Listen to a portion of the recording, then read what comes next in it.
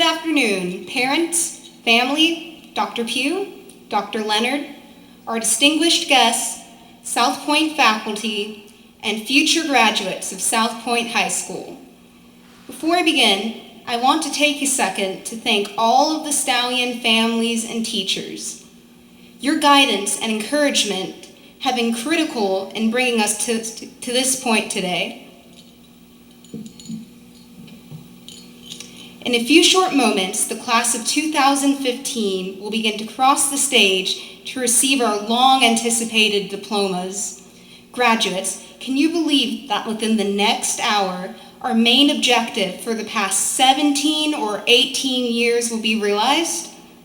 We will attempt to prove our newfound maturity through our successes in the responsibilities we will take on. But even though we are excited to leave our childhood behind and to embrace the future, I want to bring back a common childhood memory. Do you remember how awesome it was to open up a new can of Play-Doh? The alluring scent and the sight of brightly colored, uncorrupted clay would spark excitement and endless creativity. I believe that's how we're all feeling right now. We now feel that same excitement and have the freedom to pursue whatever we are passionate about. But at the same time, it's absolutely terrifying to realize that we are about to enter the world on our own.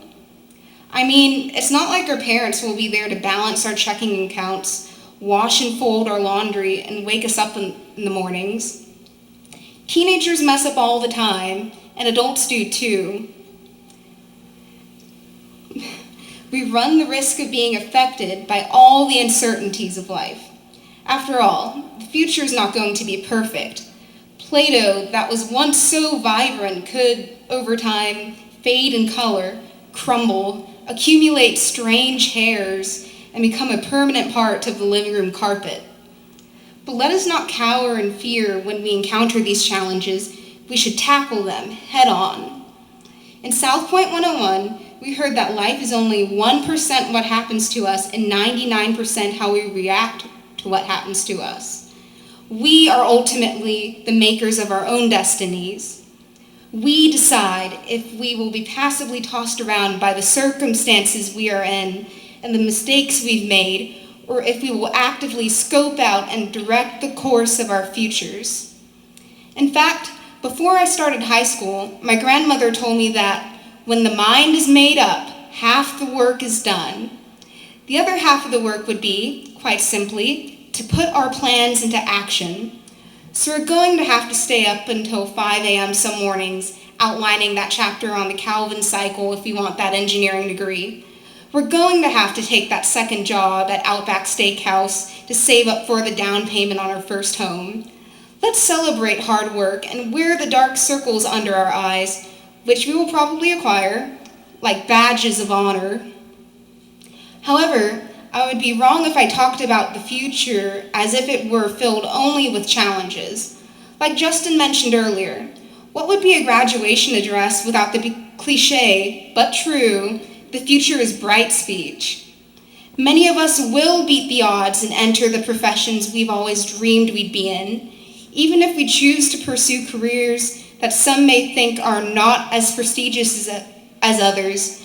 We can still challenge stereotypes regarding race and gender and shatter glass ceilings. We will save lives and fix them. In whatever profession we choose, none of us has a single reason why we shouldn't go after what makes us happy and to become great at it. And it is my belief that if we trust in God, He will lead us along the right path. We will receive a ton of blessings to go along with the setbacks, even if they don't always seem that way at first. And we have no reason to fear the challenges of the future, as South Pointe has done a tremendous job preparing us for the real world. We know what it's like to work as part of a team because we took orchestra, joined progeny, and played soccer. We'll be able to solve problems because of Algebra 2 and understand people better because of English and history and drama and Spanish. Our parents and our religious values, and of course our teachers, have given us the moral instruction that has made us pretty decent people. So let us never believe for a second that we are insignificant or have nothing to bring to the table. Never should we shortchange ourselves and settle for anything that doesn't elevate us to realize the grandest of all our ambitions. And even though we are going to grow into our new roles as adults, let us not lose the zeal for life and the eagerness to explore that we had as young children.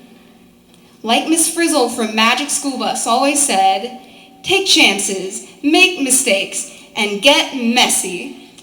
Interpret that as a call to go after what seems improbable, to not get sidetracked by any missteps taken in life, and to endure any obstacles that get in our way with the knowledge that we'll make it out all right. Let's keep a zeal for life that's fueled by hard work and mature decisions. Let's keep on sculpting that Play-Doh until we make that perfect race car or an edible pizza. We can make anything we want. Let's just make it something we could be proud of. So we've got this, guys. We're so much smarter than we think we are, and all these people sitting in the bleachers, at the ends of the rows with you, and on the stage can tell us that. So let's all give it up for the class of 2015. I have a really good feeling about what's in store for us. Thank you.